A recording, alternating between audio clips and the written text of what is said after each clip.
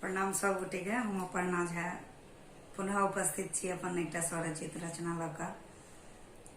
प्रणाम, हम पुतुल झा संग दऽ रहल छियनि। नवरात्रि के बहुत बहुत शुभकामना है। दोसर दिन है नवरात्रि के। एकटा सुंदर सन भगवती के गीत सुनबे छी। अहाँ सब कमेंट क के जरूर बताएब गीत केहन लागल। कंजूसी नहीं करबे कमेंट करे में। आबू आबू आंगना हमारे, हे दुर्गा महारानी। आबू आबू आंगना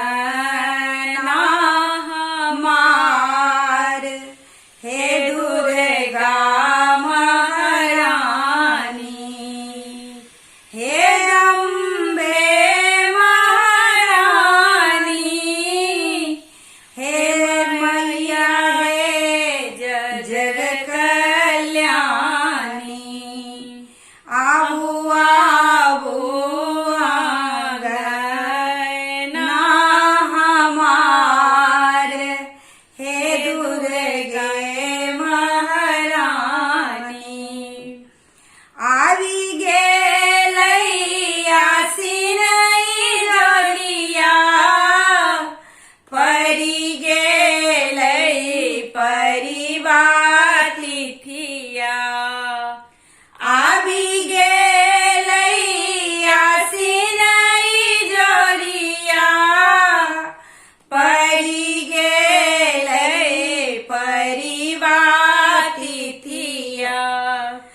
जिंदगी के मेटिया अनहरिया, हे दुर्गा महारानी।